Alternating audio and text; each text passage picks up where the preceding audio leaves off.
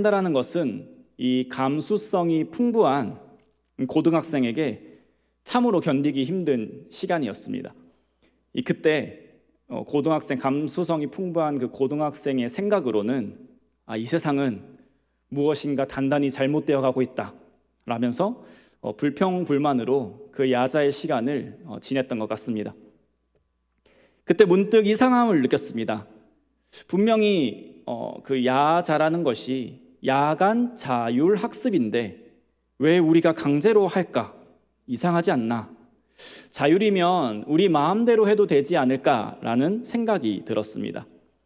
그때 저는 이후에 오해했다라는 것을 알게 되었습니다.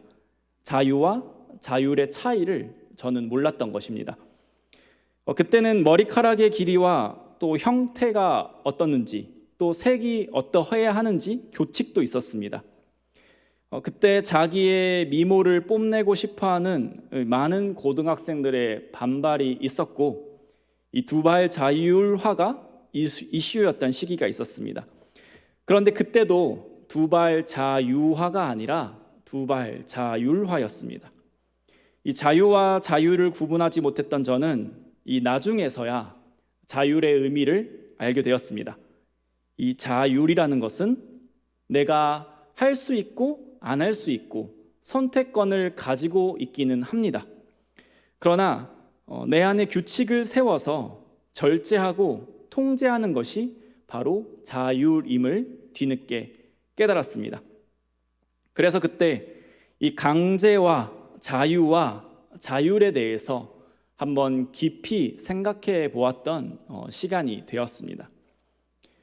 강제와 자유와 자율, 우리의 신앙 생활에서도 이런 부분들이 분명히 나타납니다. 아직 내가 믿는 예수 그리스도가 누구신지 잘 모를 때, 그때 저의 신앙 생활은 고행과도 같았습니다. 왜냐하면 하지 말라는 것이 왜 그렇게 많은지 참 속상했습니다. 거짓말해서도 안 되고, 우리 친구들에게 또 그리스도인으로서 모범이 돼야 되니까 화내서도 안 되고, PC방 가서도 안 되고, 노래방 가서도 안 되고, 주일날 교회 예배 빠져서도 안 되고 등등, 참 하지 말라는 것이 많구나라는 것을 느꼈습니다. 어릴 때는 그냥 하지 말라는가 보다 하나님이 싫어하시니까 하면 안 되는 것구나라고 그렇게 넘어갔는데, 점차 자라면서 그 모든 것들이 마치 나의 삶을 옥죄는 감옥과도 같이 여겨졌습니다. 그러면서 문득 이상함을 느꼈습니다. 찬양의 가사에도 보면 나는 자유롭다 하면서 기쁨으로 찬양을 하는데, 왜 나에게는 예수를 믿는데 자유함이 없는가? 라는 생각을 하였습니다. 내가 예수 믿고 살지 않는 게, 저 불신자들 친구처럼 살아가는 게 오히려 자유롭게 살아가는 것 아닌가라고 생각했습니다. 우리 사랑하는 성도님, 우리 성도님들의 삶은 어떠십니까? 그리스도인으로 살아가는 삶이 어떠하십니까? 그리스도인이기에 기쁨과 자유로움이 넘치는 삶을 살아가고 계십니까? 아니면 그리스도인이라는 사실로 인해서 말씀이 나를 옥죄는 것 같고 고행의 시간을 보내는 것 같이 혹시 살고 계시지는 않으십니까? 오늘 말씀을 통하여서 그리스도인의 삶에 대해서 한번 살펴보기를 원합니다. 또 오늘 나눌 말씀을 통하여서 이 예수 그리스도 안에서 참 기쁨과 참 자유함으로 살아가시는 우리 성도님 되시기를 축복합니다. 오늘 말씀에서 예수님께서는 하나의 가르침을 주고 계십니다. 그러나 이제껏 경험해 보지 못했던 그런 대단한 특별한 가르침이 아니라 익히 잘 알고 있는 이 10계명 중에 6계명인 살인하지 말라를 가지고서 말씀하고 가르치고 계십니다. 10계명은 이 구약 시대를 살아가던 하나님의 백성들의 기준이었습니다. 삶의 지침이었고 반드시 지켜야만 하는 율법이었습니다.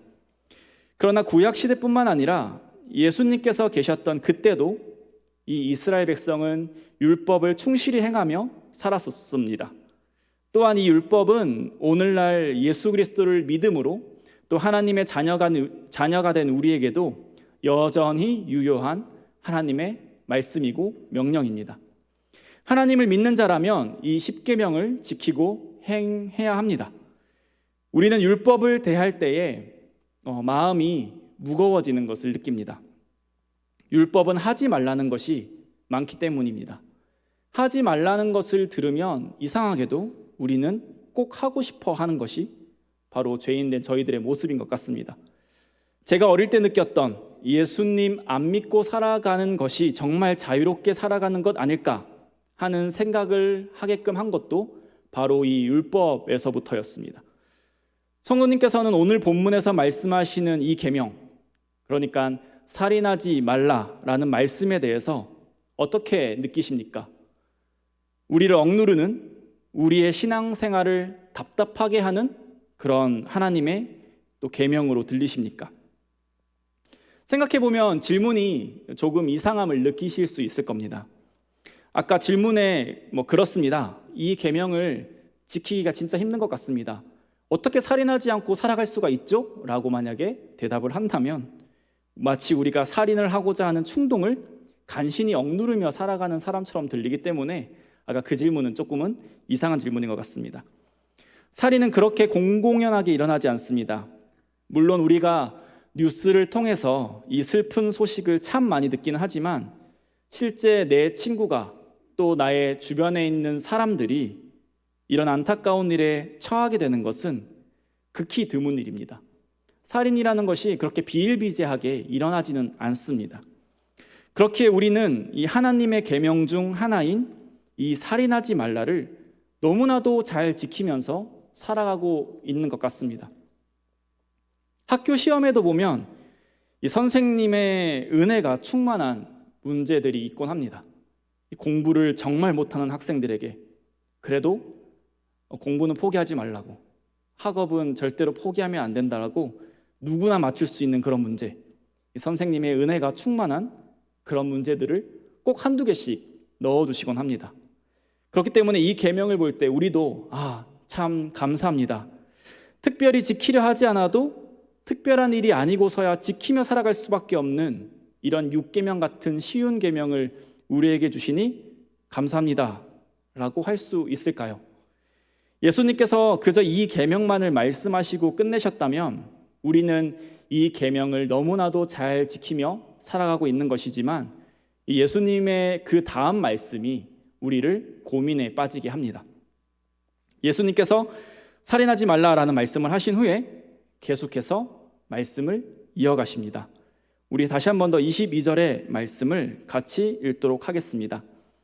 나는 너희에게 이르노니 형제에게 노하는 자마다 심판을 받게 되고 형제를 대하여 라가라 하는 자는 공회에 잡혀가게 되고 미련한 놈이라 하는 자는 지옥불에 들어가게 되리라. 아멘. 살인하면 심판을 받게 되는 것이 당연합니다. 그것이 이스라엘 백성들이 모세를 통하여서 들었고 오랜 시간이 흘러도 계속해서 지켜지고 있는 율법이었습니다. 그러나 예수님께서는 거기에 추가로 더 말씀을 이어가시는 것입니다. 형제에게 화를 내는 자도 심판을 받게 된다라고 말씀하십니다. 또 형제에게 라가라, 그러니까 욕하는 자는 공회에 잡혀가게 된다라고 말씀하십니다. 심지어 미련한 놈이라고 형제에게 욕하는 사람, 이런 사람은 지옥불에 들어가게 될 것이다라고 예수님께서 분명히 말씀하십니다. 살인하면 심판을 받는 것은 당연합니다. 율법에 명확히 명시되었기 때문입니다. 그러나 형제에게 화를 내고 욕하는 정도로 이 지옥불에 떨어진다라는 것은 우리가 참 받아들이기 힘든 것입니다. 사람이라면 그 정도는 다 하고 살아가기 때문입니다.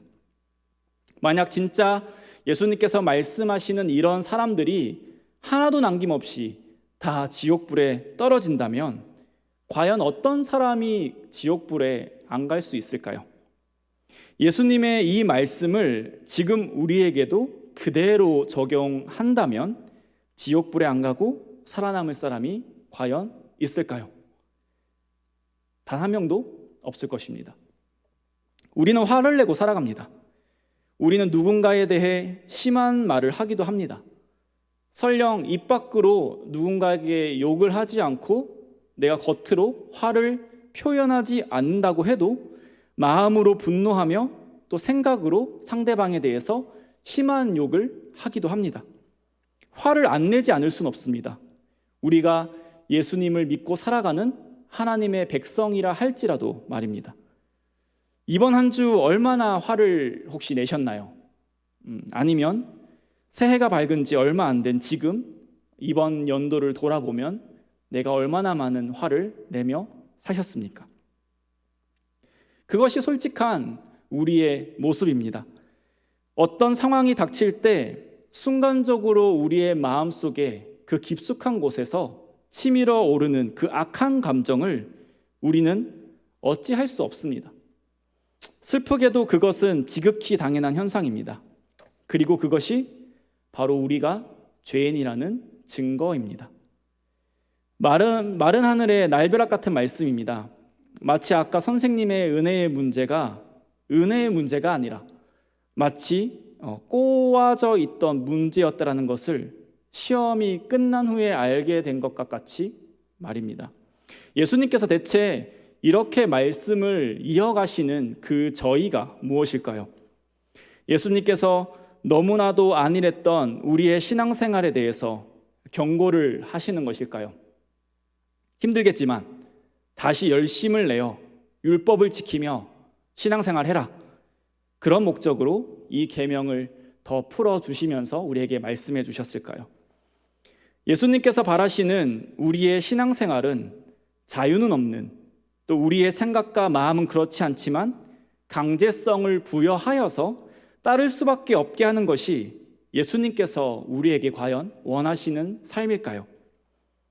우리가 알고 있는 예수님은 절대로 그러신 분이 아니라는 것을 우린 너무나도 잘 알고 있습니다. 그렇다면 예수님의 이 말씀의 뜻은 과연 무엇일까요? 우리에게 더욱더 많은 율법, 강제성을 부여하여서 무거운 짐을 지우게 하시려는 것이 아니라 하나님께서 무엇을 중요하게 생각하시며 또 어떤 것을 기뻐하시는지를 깨닫게 하려고 오늘 예수님께서는 이 말씀을 이어가고 계시는 겁니다. 이스라엘 백성에게 살인하지 말라는 계명은 당연히 지키고 따라야 했던 하나님의 율법입니다. 그러나 거기서 끝이었습니다. 살인하지 말라는 계명은 살인만 하지 않으면 되는 계명으로 그들은 받아들였습니다. 마음과 생각에 누군가를 미워하고 시기하고 마음속으로는 수백 번 살인을 저질러도 그저 겉으로 드러나는 행동으로 옮기지 않는 그런 살인만 저지르지 않으면 돼라는 그들의 완악한 마음이 있었습니다. 우리는 이 십계명의 뜻이 단순히 문자적으로만 그치는 것이 아님을 너무나도 잘 알고 있습니다. 우리는 십계명을 주신 그 하나님의 뜻을 알고 있습니다. 십계명은 단순히 하지 말라는 것을 가르쳐 주는 것이 아니라 하나님에 대한 사랑과 이웃에 대한 사랑을 말씀해 주고 있는 것입니다. 문자 그대로 행하는 것도 물론 중요합니다. 그것을 우리에게 주신 그 하나님의 마음을 알아서 행하는 것이 아까 문자 그대로 행하는 것보다 훨씬 중요하다는 것을 우리는 알아야 합니다. 그렇게 십계명에 쓰인 그 하지 말라는 것을 안 하는 것만으로, 그저 나는 문자적으로 지켰다는 것만으로 우리는 하나님의 그 계명을 지켰다라고 당당하게 말할 수 없습니다. 예수님께서 더 강력한 율법을 주신다라고 오늘 말씀을 보면서 생각할 수 있겠으나 오히려 그 중요한 의미를 잃어버린, 십계명의 본래의 뜻을 잃어버린, 하나님이 기뻐하시지 않는 그 행위를 그만두라고 오늘 말씀하시는 것입니다. 오늘 우리의 상황을 생각해 보면 어떨까요? 주일 성수 잘하고 또 헌금으로 하나님께 도둑질하지 않고 교회에서 참 많은 일로 봉사를 하고 있습니다.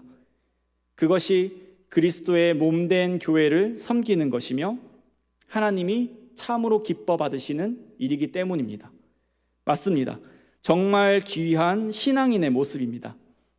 그러나 이 모든 것들을 행하고 있지만 가정에서 또 직장에서 내가 있는 곳에서 수없이 사람들을 정죄하고 욕하고 마음으로 입술 밖으로 뒷이야기를 합니다. 그러면서 나는 살인하지 않으니까 하나님 말씀에 잘 순종하고 있어.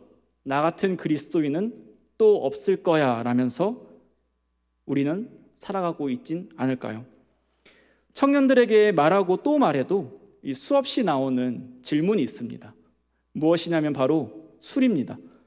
요새는 코로나로 MT나 소모임들이 거의 없어졌지만 우리 기독교 청년들이 대학교에 들어가자마자 부딪히는 문제가 바로 이 술입니다.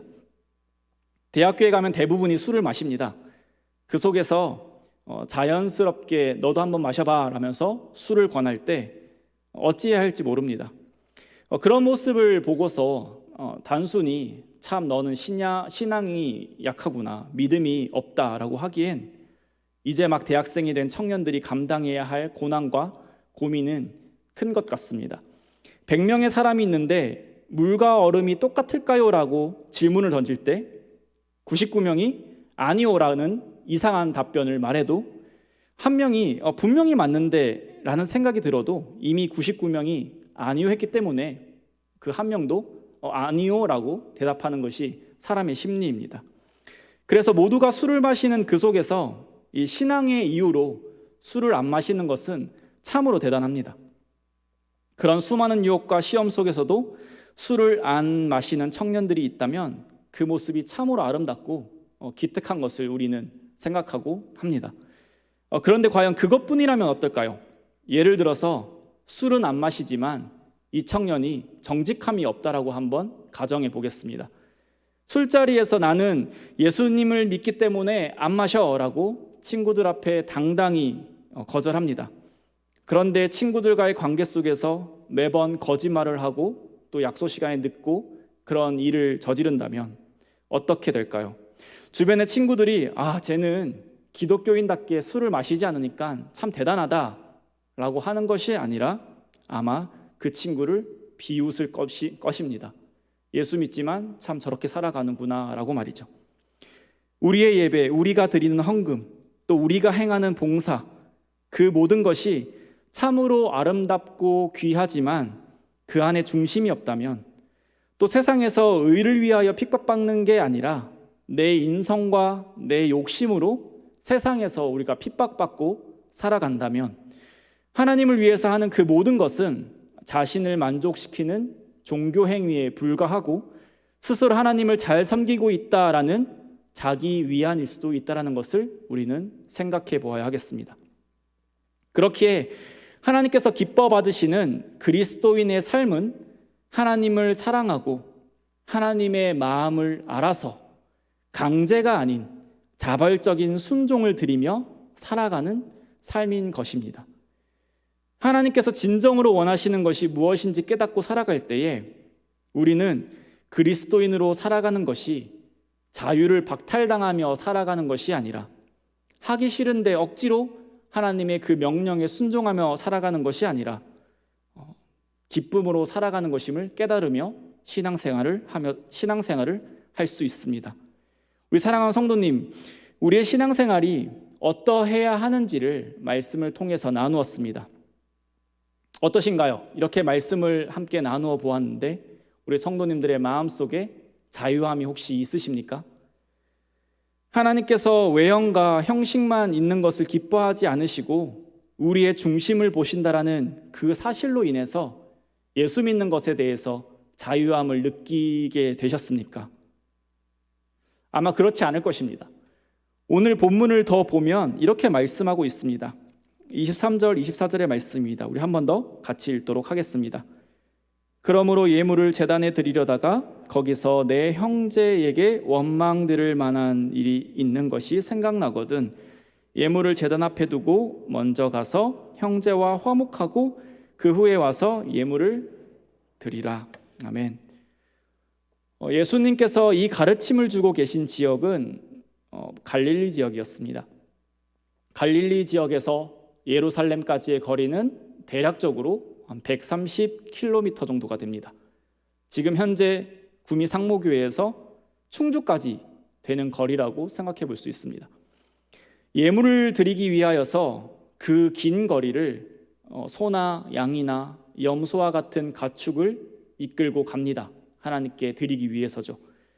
그리고 이제 그 긴 거리를 도착하여서 예물을 드리려는 순간 내 형제에게 원망 들을 만한 일이 생각나면 다시 그 130km 떨어진 곳에 있는 형제에게 가서 화목하고 다시 와서 예물을 드리라고 지금 말씀하고 계십니다. 걸어서 이동해야 했던 그 시기에 그 엄청난 거리를 단지 그 이유 때문에 돌아가는 것은 아마 불가능한 일이 아닐까 생각됩니다. 그만큼 예수님께서는 이 계명의 정신은 사라지고 행위만이 남아있다면 그런 모습을 자신에게서 발견하면 하나님 앞에 그 즉시 재빠르게 굳건한 결단과 행동을 하라고 말씀하시는 겁니다. 그 먼 거리를 단숨에 돌아가야 하는 것과 같이 내가 행하고 있는 종교 행위를 즉시 멈추고 하나님이 기뻐하시는 삶을 살라고 말입니다. 예수님의 이 추가로 하시는 말씀 때문에 오히려 더 갑갑해지는 것 같습니다. 우리가 하나님 말씀에 순종하는 것은 당연합니다. 하나님의 말씀에 행위적인 것을 제외하고 그 중심을 하나님께 드리는 것은 너무나도 지극히 당연합니다. 그러나 우리는 신앙생활을 하면 할수록 이상과 현실의 괴리를 느낍니다. 하나님께서 중심을 원하시는 것은 알겠으나 우리의 삶은 어떤가요? 정신 차려보면 행위로만 하나님께 나아가고 있는 우리를 또다시 발견하게 됩니다. 모든 것이 하나님의 은혜라고 고백하던 내가 나의 신앙의 연수와 나의 섬김과 나의 하나님에 대한 지식이 나의 공로가 되어가는 것을 정신 차려보면 또 발견하게 됩니다. 여전히 나의 죄인된 모습을 발견하고서 우리는 좌절을 경험합니다. 하나님께서 중심을 원하시지만 연약하고 죄성을 간직한 나는 나의 마음조차 어찌할 수 없음을 깨닫고 또 깨달을 뿐입니다. 좋은 말씀입니다. 우리가 제자로 그렇게 행해야 하는 것이 분명합니다. 그 먼 거리를 다시 돌아가려고 하는데 아무리 그것이 예수님의 말씀이라 할지라도 쉽사리 발걸음이 떨어지지 않는 것이 바로 우리의 연약한 모습입니다. 결국 우리는 예수님께서 말씀하신 것과 같이 우리의 중심을 하나님께 드리기 위해서는 또 다시 나를 채찍질해야 하는 것입니다. 행위 자체가 중요한 것이 아니라 마음의 중심이 중요하지만 마음의 중심을 드릴 능력이 우리에게 없으며 마음의 중심을 드리려는 그 노력 자체도 어느샌가 또 다른 율법처럼 나를 올가맨다라는 것입니다. 그래서 우리는 예수님을 믿고 살아가는 것이 자유가 없는 무거운 짐만 잔뜩 지고 걸어가는 고행만이 가득한 것이다라는 생각이 사라지지 않는 것일지도 모르겠습니다.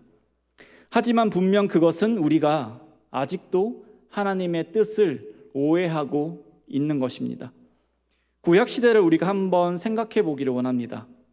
하나님께서는 이스라엘 백성들에게 어떻게 하나님께로 나아오게 하는지, 어떻게 자신이 지은 죄를 사함받는지에 대해서 제사법을 친절히 알려주셨습니다. 하나님께서 주신 그 제사 방법은 결코 쉬운 방법이 아닙니다. 손쉽게 할 수 있는 일도 아닙니다. 절차가 복잡하며 몹시 힘이 듭니다. 그렇게 오늘날 우리가 이 구약시대의 제사법을 보면 너무 엄격하고 복잡해서 그 구약시대의 하나님의 백성으로 살아가는 것은 참으로 힘들었겠다라고 생각할지도 모르겠습니다. 자유란 없구나라고 생각할지도 모르겠습니다. 그러나 이 제사법은 강제성을 가득하게 띠고 있는 하나님의 백성을 괴롭게 하는 것이 아니라 하나님의 무한하신 은혜를 보여주는 것이 바로 이 제사입니다. 왜냐하면 그 누구도 하나님께 나아갈 수 없기 때문입니다. 어떤 민족도 스스로를 하나님의 백성이라 부를 수 없기 때문입니다. 사람은 죄인이어서 사람의 어떠한 노력으로도 하나님께 나아갈 수 없습니다. 그런 하나님께서 먼저 이스라엘을 택해 주시고 그들에게 예수 그리스도의 구속의 사건과 같이 완전하지는 않지만 하나님께로 나아가는 제사를 알려주셨다라는 것은 정말 기적과 같은 일인 것입니다. 이것을 생각해 본다면 우리도 어떻게 우리의 삶을 바라봐야 할지 답을 얻을 수 있습니다. 우리가 그리스도인이 되어서 하나님의 말씀에 순종하며 십계명을 지키며 행하며 살아가는 것이 과연 무엇입니까? 하나님의 강제로 인해서 억지로 하는 것이 아니며 억지로 멱살 잡혀서 질질 끌려가며 신앙생활하는 것이 결단코 아닙니다. 제사가 하나님의 은혜였듯이 우리가 하나님을 하나님으로 알고 예수님을 우리의 그리스도로 고백하는 것은 하나님의 크신 사랑과 놀라우신 은혜의 증거입니다. 그렇게 하나님을 믿고 그 말씀에 순종하며 살아간다는 것은 우리의 노력과 힘으로 가능한 것이 절대 아닙니다. 우리의 노력과 우리의 선택이 있기 전에 먼저 하나님의 사랑과 하나님의 은혜와 하나님의 선택하심이 있었습니다. 하나님의 은혜가 없다면 우리는 하나님을 알 수도 없고 하나님이 원하시는 것이 무엇인지 알 방법도 없습니다. 하나님의 말씀대로 계명대로 행하며 사는 것이 바로 하나님의 백성들만이 가질 수 있는 특권인 것입니다. 그렇기에 우리가 예수님의 이 말씀을 듣고 실천하며 순종하는 것은 억압당하고 강제로 어쩔 수 없이 하는 것이 아닙니다. 갑갑함을 느끼며 억지로 하는 것이 아니라 감격과 기쁨으로 행하는 것입니다. 주님이 주신 선을 행할 수 있는 그 자유를 가지고서 하는 것입니다. 이전에 하나님께 나의 마음을 드리고 싶어도 나의 중심을 드리고 싶어도 드릴 수 없었지만 사실 하나님을 알 수조차 없었지만 이제 우리를 죄에서 구원하셨기에 또한 우리에게 참 자유를 허락하셨기 때문에 우리가 마음을 자원하여 드리고 우리의 중심을 하나님께 드리며 살아갈 수 있게 된 것입니다. 이것이 너무나도 기쁘기에 이것이 내가 당연히 받을 수 없는 오직 하나님의 은혜임을 알기에 우리에게 허락하신 자유를 가지고서 하나님이 기뻐하시는 일, 하나님 말씀에 기꺼이 감격으로 순종하며 행하는 것입니다. 사랑하는 성도님, 우리는 그리스도인입니다. 오직 하나님의 사랑과 예수 그리스도의 은혜로 그리스도인이 되었습니다. 그리스도인이 된 우리는 율법을 무시할 수 없습니다. 왜냐하면 예수 그리스도께서 율법을 폐하신 것이 아니라 완성시키러 오셨기 때문입니다. 그렇다고 해서 우리가 억지로 힘겹게 율법에 얽매여 살아가는 것 또한 아닙니다. 왜냐하면 우리는 율법의 행위로 구원을 이루는 것이 아니라 하나님의 은혜와 하나님께서 선물로 주신 믿음으로 구원을 얻었기 때문입니다. 우리는 율법주의와 방종 그 사이에 신앙생활을 하며 살아가야 합니다. 둘 중 한 곳으로만 치우쳐져도 우리의 신앙의 기쁨은 온데간데 없이 사라지고 맙니다. 은혜의 자리에 우리의 노력이 올라가게 되고 마음의 중심을 들여야 할 곳에 우리의 껍데기, 행위만 남게 됩니다. 그렇기에 내가 모든 것을 행할 수 있는 자유를 선물로 받았지만 내가 너무나도 사랑하는 그 하나님을 위해서 마음대로 자유를 사용하지 않습니다. 피 흘려 죽기까지 사랑하시고 다시 부활하셔서 지금도 우리와 함께 하시는 나의 주 예수 그리스도를 위하여 우리는 자유를 방종으로 사용하지 않습니다. 오히려 스스로 절제하고 조심하고 자유보다는 자율적인 신앙생활을 하며 살아갑니다. 사랑하는 성도님, 예수 그리스도의 은혜로 살아감을 늘 깨닫는 은혜가 있기를 축복합니다. 그 은혜에 힘입어서 우리는 노예처럼 율법 아래에 비참히 살아가는 것이 아님을 깨닫기를 축복합니다. 그리스도 안에서 진정한 자유와 기쁨으로 살아가는 또한 그리스도를 위하여 기꺼이 절제하며 살아가는 그런 그리스도인 되시기를 축복합니다.